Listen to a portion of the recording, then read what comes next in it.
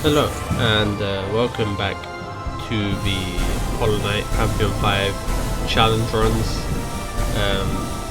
We have the final binding today, which is the shell binding, which was definitely the most frustrating one. I got it on my fourth try. I died on my first try to Absrad. It was very sad. I died to Zote because he seems to be my nemesis on these things sometimes. And then I died to Gravity when after I had killed Markov, which was typical. But yeah, this will be the final one, and in the next video we'll see the Land of Storms. But without further ado, let's get into it. 3, 2, 1, play.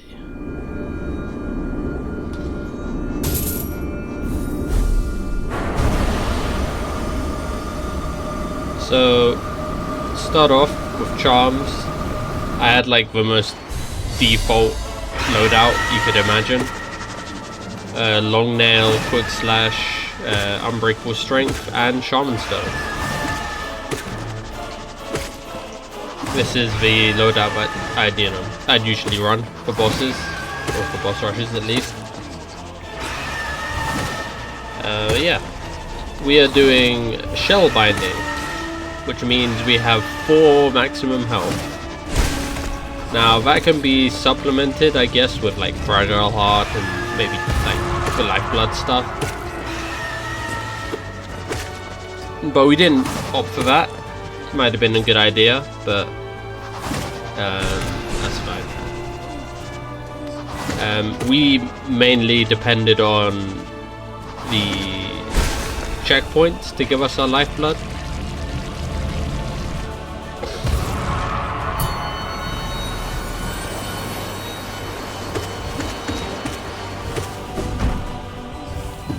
Yeah, sorry. Yeah, we mainly depended on the 5 lifeblood hearts.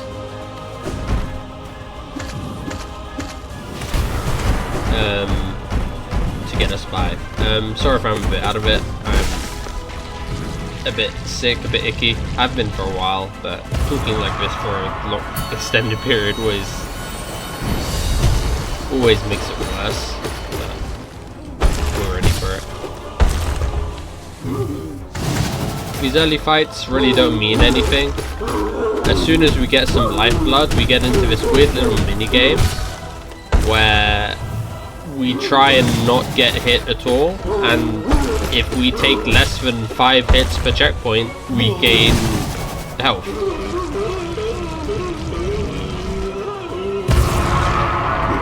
But until then, we're at the easy stages of the bosses. I guess the advice I'll be giving out for these bosses will be how to do them hitless, or, you know, taking as little damage as possible. Because some bosses just aren't really viable to do hitless consistently. I know like there are speedrunners that do that stuff, but goddamn, I don't have the patience for it.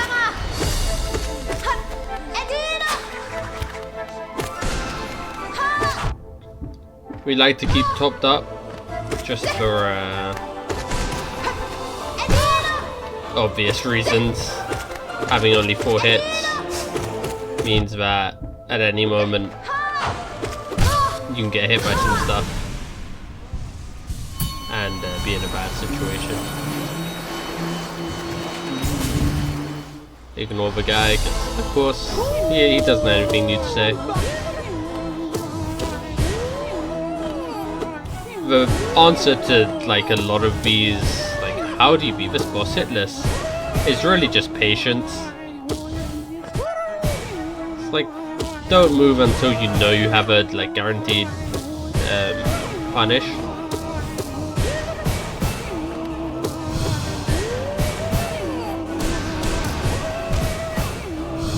That was just a bit unfortunate, but He's almost dead. Shaman Stone melts him.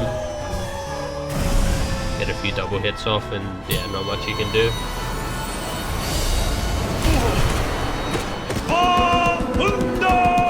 The Dark 2 hits, always a good opening.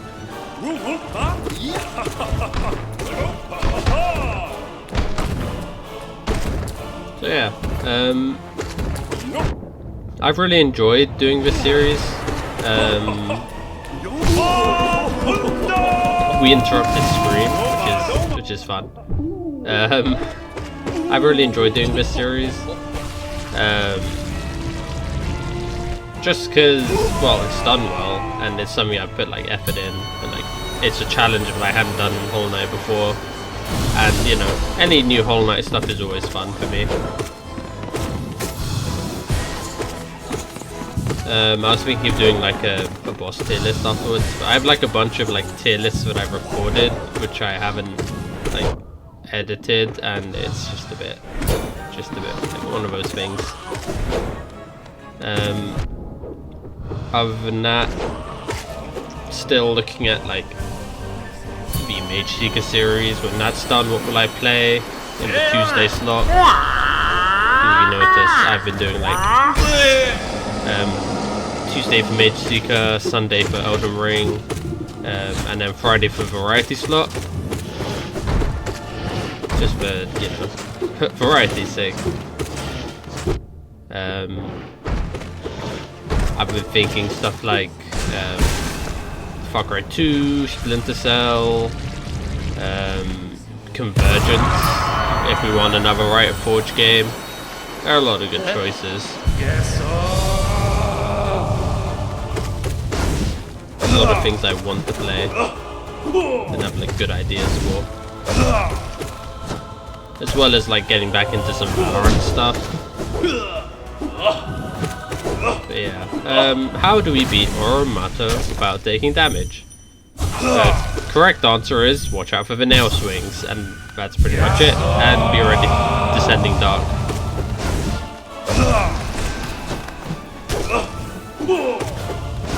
Remember, they will dash to you when they're doing this stuff, so whenever you can, reclaim some space.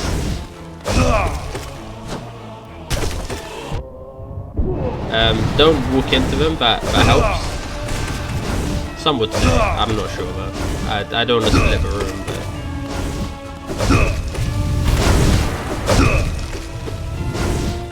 I'm not sure how much the individual hits of the Dark do.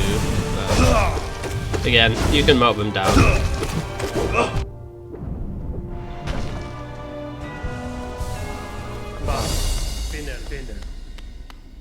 At this point I think I was really pissed, so I didn't want to bow to them. Because the shell binding, let me tell you, the fact that you have to preserve these lifeblood masks, it really wore on me. Like taking random damage to random bosses. It's like I really shouldn't have gotten hit there. Now I don't have this many hearts masks, yeah, whatever.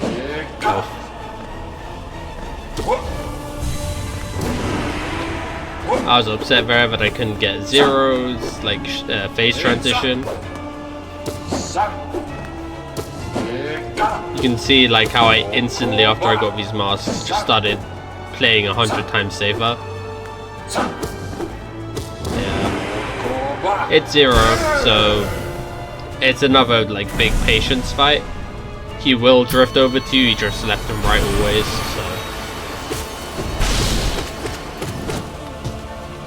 so. Crystal Guardian, the trick is to have hands.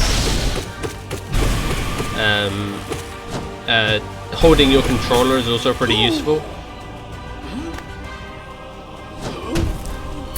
And beware that the stage has spikes on it, like at the top.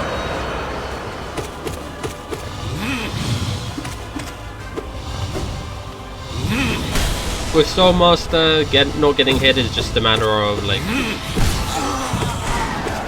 not biting off more than you can chew. Don't waste all of your resources, and when you get hit by like a stray stray like magic bolt or descending dark. Desolate dive, I guess, is one. And don't get too greedy in this phase. You don't have to do the most optimal punish if you're not confident with it. And don't just run into him. I can't stress this enough. It's not good. I was very upset with that. Oh goodness, Oblobbers. For your own sanity, kill them quickly.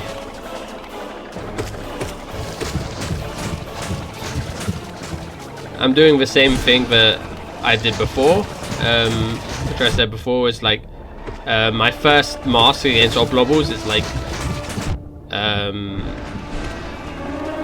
it's like precious. I keep it like very precious. After I get hit once, it's just blitzing time, and here I do unfortunately lose like my last mask, my last lifeblood mask. So preserving lifeblood is no longer an issue. Not that it would have been a challenge against Sisters of Battle, because I love that fight.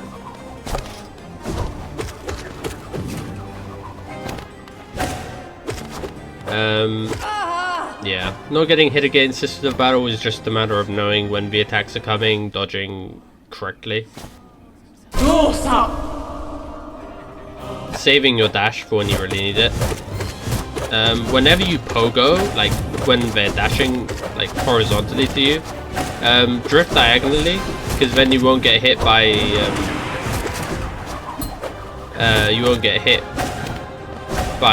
them dashing down or diving down vertically.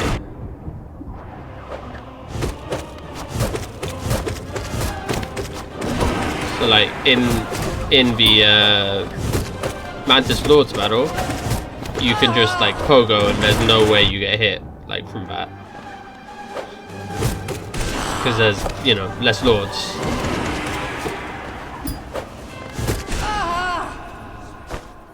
But there we go, and we get our rest.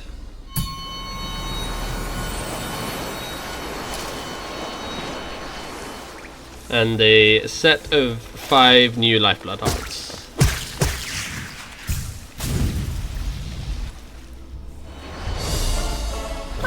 Here comes Mamu. The thing with Mamu is use your sword where you can, don't shoot the wrong way, and remain calm. If you panic versus Mamu, it's over.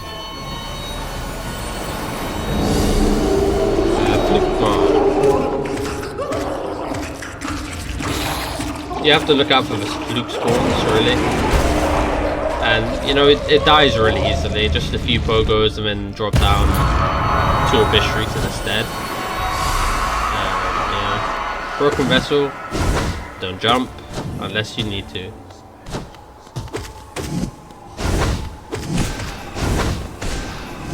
And make sure you leverage your Shade Soul to push him back, because he gets pushed back a lot.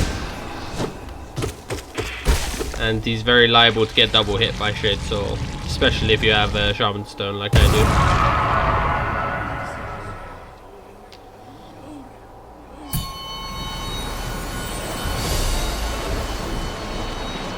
Galeon. It's... How do you not get... Well, I'm doing a bad job at demonstrating in any case, but...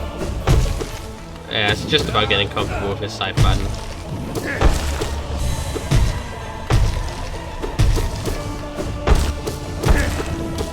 And don't let him drift into you. Those are the 2 things. And do you see the Saipan there was like horrendous, like the 2 like yellow sides were just bunched up and it was horrible. Yes.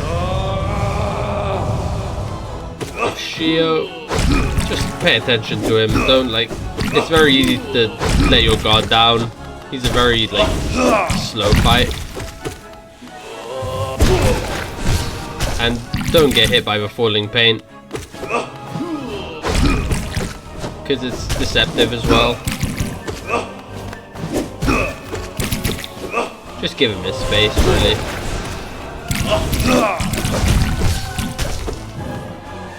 He also occasionally likes to just jump on you. And yeah. I wasn't very fond of Shio by the end of this challenge. But now that we've preserved 3 of our lifeblood masks, we get 5 more, which means we are +8 on health. And that was like my strategy going into this, was like just overload on lifeblood masks.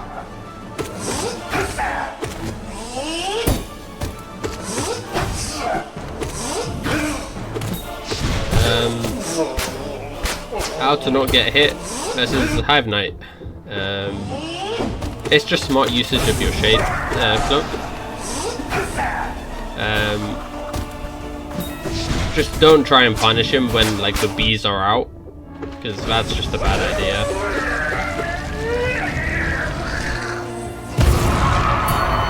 Kinda smacked me a bit there. I didn't like it. But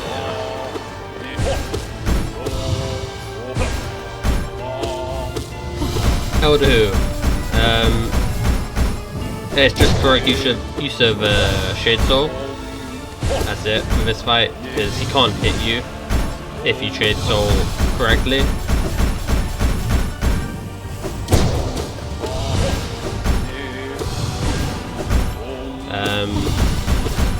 Other than that, get your dash slash on and kill him quick.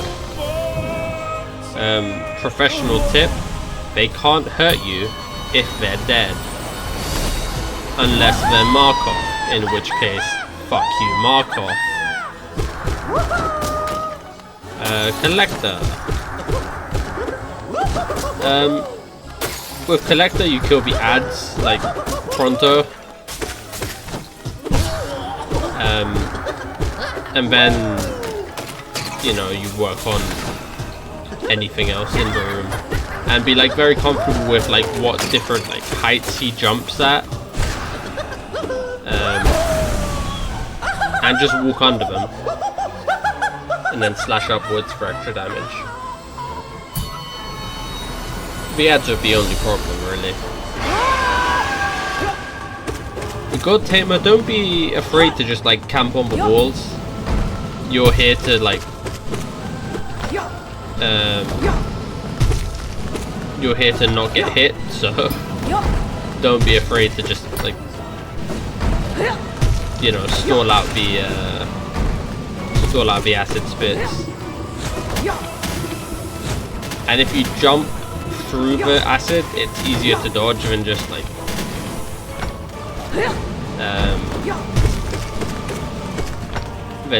standing and trying to find a place to stand in the acids. Also, if you don't want to get hit, just hide in the mask. It's really cool, I promise.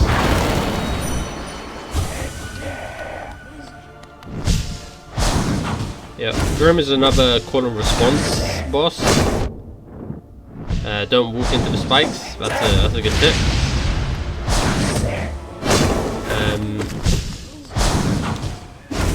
None of his moves overlap at all, so you just have to know how to beat a move once, and then you're fine.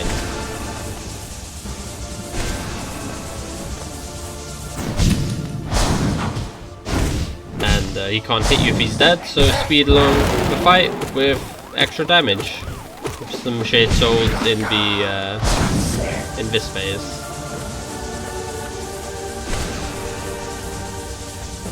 But only if you're comfortable.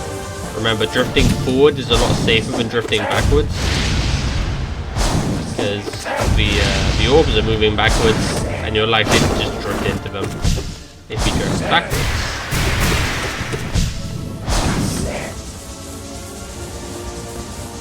And he pretty much falls over. Here there was no real like good windows. Maybe a couple windows for Shade Souling, but it wasn't too safe, so I decided to just skip it. because we are currently +5 in health.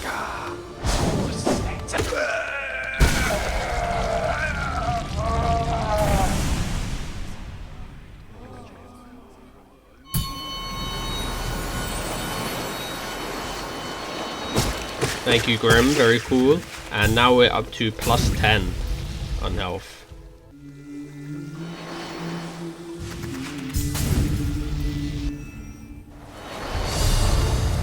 Watcher Knights. Not much to say that I haven't already said about Watcher Knights. Careful for their nail swing, dodge under them, make good use of Shade Soul, know where they spawn. Hold on to your Shade Cloak until you need to use it, because that's like your get out of jail card, really.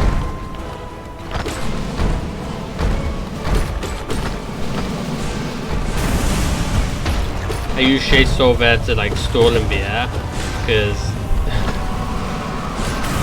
I wanted to use it for damage, but if I drifted low enough to hit them, then I would have been hit by the second one trailing. And jumping over like the flat roll and doing the Shade Soul is just so good for damage, because it guarantees double hits and gives you the chance for triple hits. Well, I'm not too sure how the triple hits work, so be careful for bounces off the walls and the back rolls, because yeah, those are back.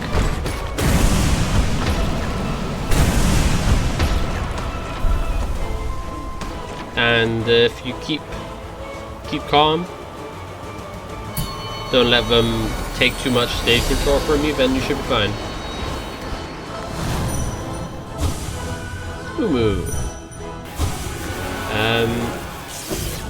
The wall is your friend. You have such a long like wall. Make use of it, because usually there is no like, when he does the chasing attack, just, you know, drifting down the wall helps, but like you're completely fine if you do that.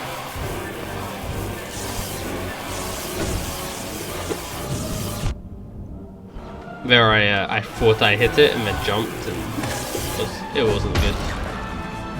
I wasn't very cooperative at Jelly. And when he does the other attack,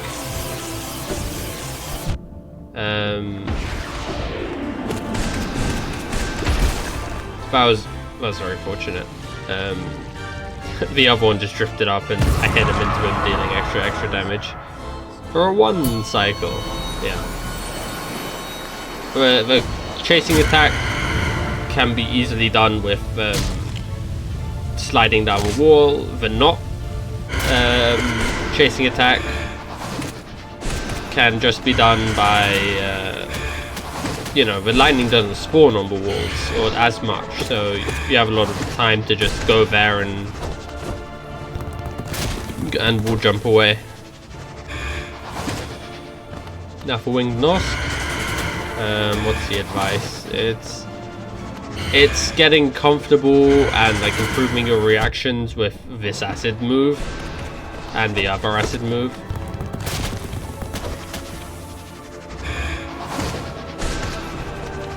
I'd say stage control is also like a thing. Don't let Winged Nosk push you into the corner. And of course get comfortable with that janky ass hitbox.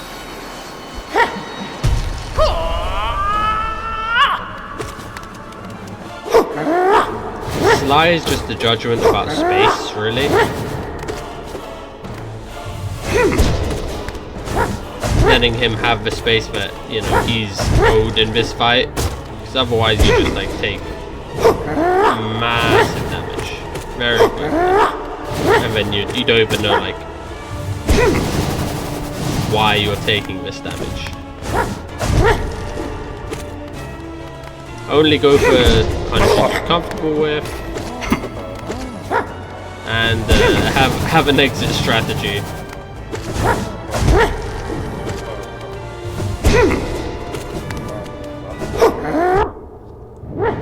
And remember, he can turn around when he does the moves.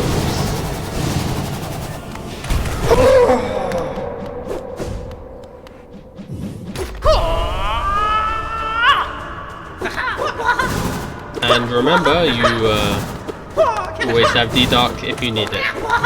That is your lifeline.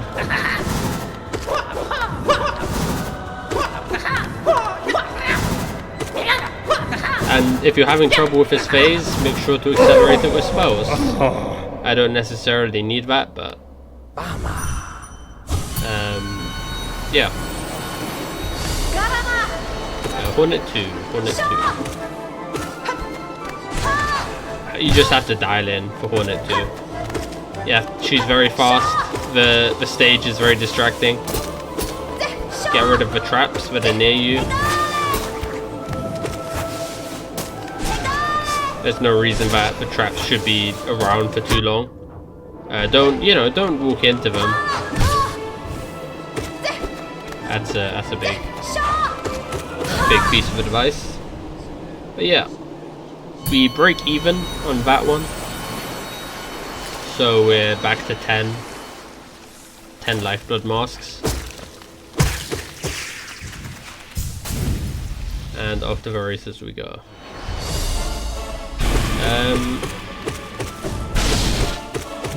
For Enraged Guardian, I'd say make sure your controller is plugged in. Oh, your monitor should be turned on as well. That's a big one. For Lost Skin, it's the same as a Broken Vessel, really. It's just the only difference is it's faster and ad management.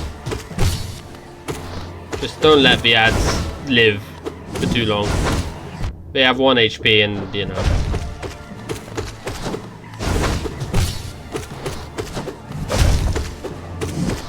It's one of those bosses where you are going to take a bit of incidental damage, probably. So that was a bit sloppy. I took 3 hits to him, but like at that point, I really wanted the fight to be over.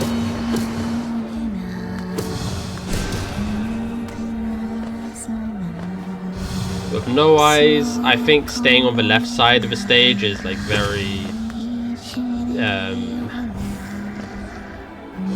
is very good if you're not confident with it. Like you saw there, I was like standing right next to her and I was like, I don't really want to punish you over there.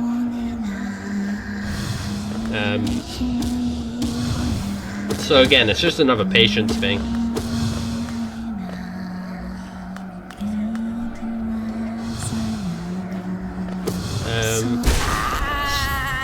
Save your soul as well for like the later stage of a fight, because that's when it gets dialed up to 11.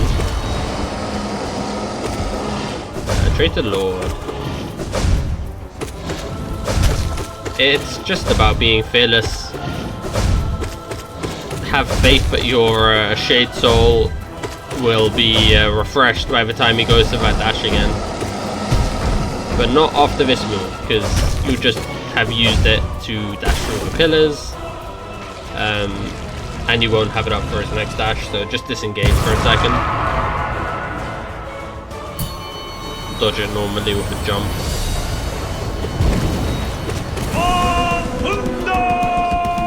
Now, White Defenders is one of those annoying ones, because my normal advice for this fight is it doesn't matter if you get hit, because you can just heal it off. Well, not in this fight. The advice here is like really look out for the poop balls flying your way, and hit them away if they're gonna hit you. That is the biggest like incidental damage in this fight. And of course you can cheese him when he's in his ball form. Like I skip instantly to his second phase basically.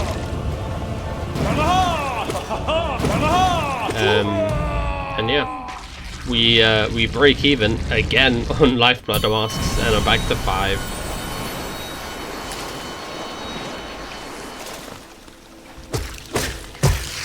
So this stage is going like pretty well. This is probably the most masks I've had at this stage in the Pantheon, or like at any stage in the Pantheon. But we're getting ready for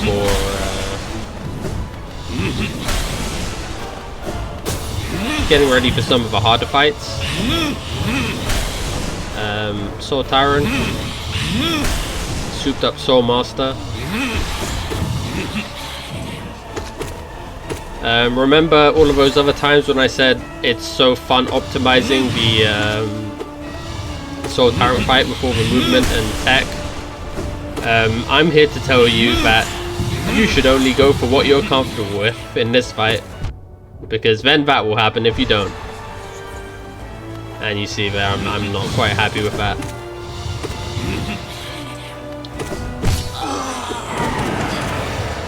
Remember your Abyss Shrieks doing massive damage on the stun. And always be ready for him to fake out his Destina dive.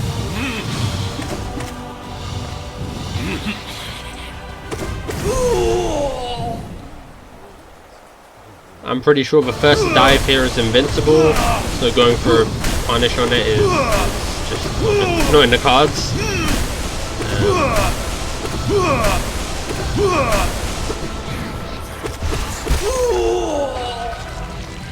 Paying attention to where he fires those bolts from as well,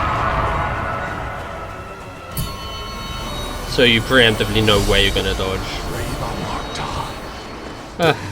Now we're on Markov.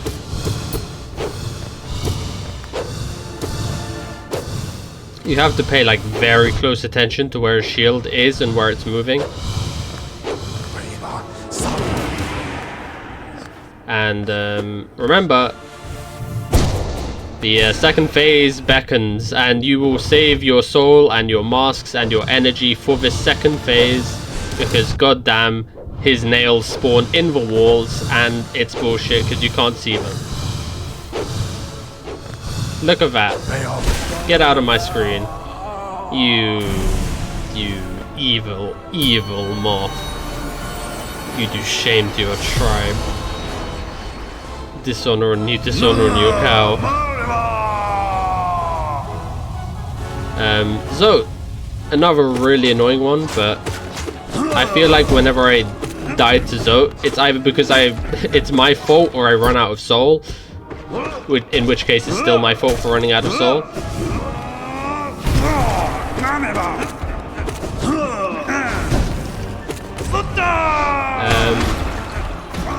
I guess the advice for Zote is keep your soul up. And don't mistime your descending darks. Because look at this, we were at 10 lifeblood before. We fight Zote, we fight Markov, and we're down to 3.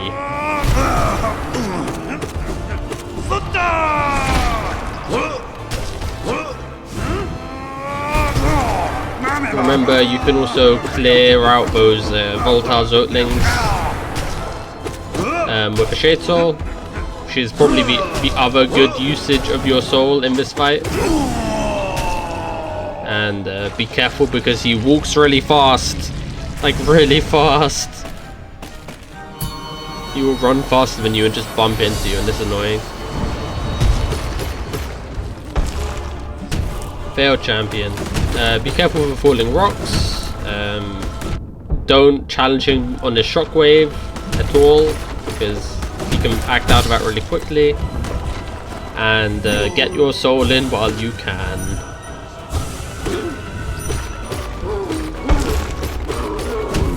And remember, he's very vulnerable. Look at that optimal rock throwing, by the way. He's very vulnerable right after his phase transition. Just make sure you dash out of the way before he hits the other side. And it's very easy to like stun lock him, so like after the first one you just get a bit of soul, you throw a few rocks at him,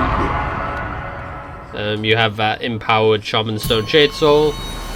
Say that 5 times real quick. And we're on to the Nightmare King.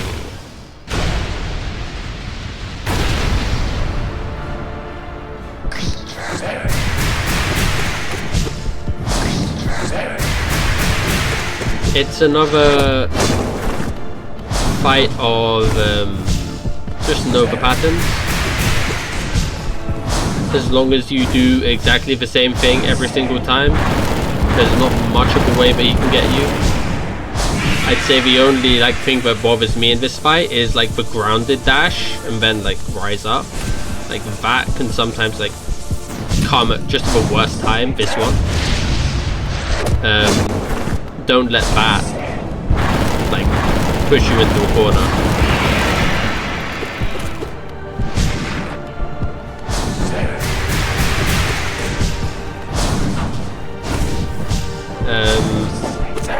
And remember, your Abyss Shriek is the best punish you can possibly get in this fight,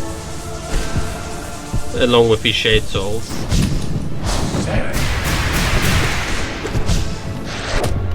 Just being comfortable with him, really. He's fast, but once you get the pattern, once you understand it, he's piss easy.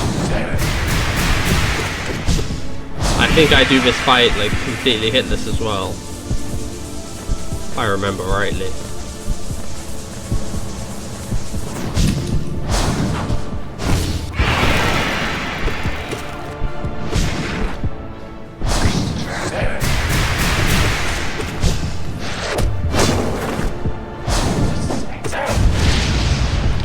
In comparison to how long it took me to do Markov Radiant, it's night and day. So after NKG we have 2, count them, 2, which goes to 7 Life of Moss for Pure Vessel and Absolute Radiance, which is really good. So with 7 masks, the only thing that will really mess us up here, well, is if we really mess up. It's a really secure point.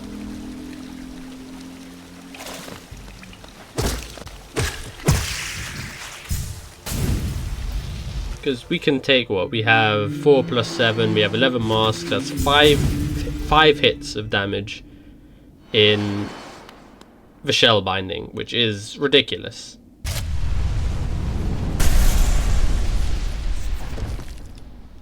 As long as we don't mess it up.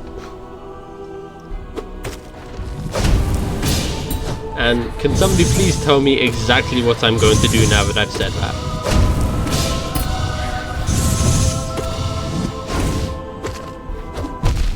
One hit. 2 hit.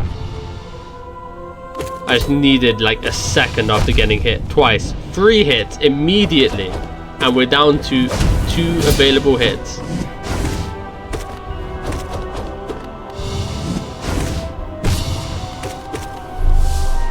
Pour me an apple because I'm crumbling.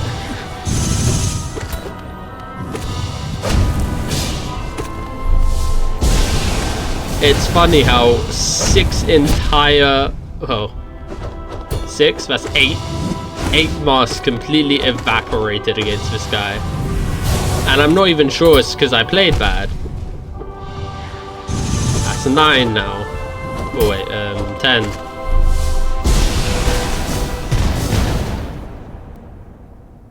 Luckily, we get a full heal when we go into Abzerad, but all of that lifeblood is gone. Completely. To a fight that really shouldn't be taking too many hits from us.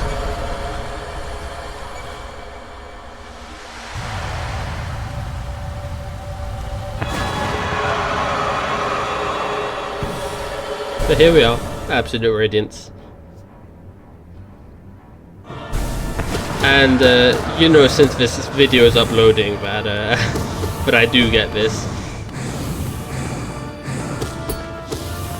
How to not get hit against Abzerad? Well, it's a tough one, because sometimes you can't not get hit. It's a mixture of everything. Learning the patterns, making sure they don't overlap in horrible ways, so dodging them early. making good use of soul and making sure the punishes are good, and making sure you have enough soul for Descending Dark when you need it, because you're gonna need it. Descending Dark on the spikes to get rid of them, to give you more space in the fight.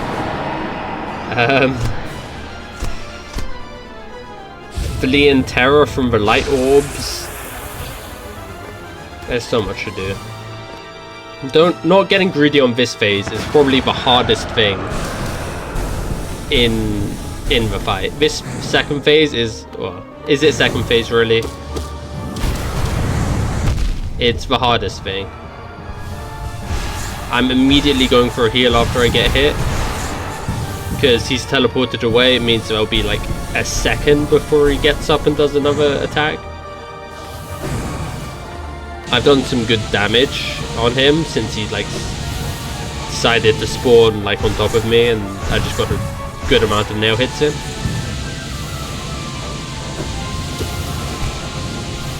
Taking one hit to the void is better than taking 2 hits to whatever he was going to do. I definitely could have Descending Dark there, but I don't know why I didn't, so...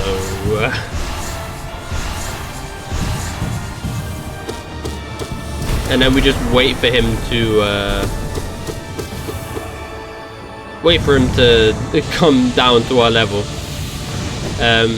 You'll see a lot of times when he's like doing an attack directly like on top of me, I don't attack back, even though like he's right there. It's just so I can focus on dodging, because that's more important than getting the hit. And here I'm getting a bit impatient and I'm going after him a bit. It's not bad to go after him, but sometimes there are just some positions where it's like absolutely way too far. And now we're on to the climb phase, which hit me on the first run, but I did. I got like stuck on one of the like thick platforms like this one. Yep. I was lucky my iframes held out there, because if they didn't, I would have died. And now 1 HP or 1 hit and a dream.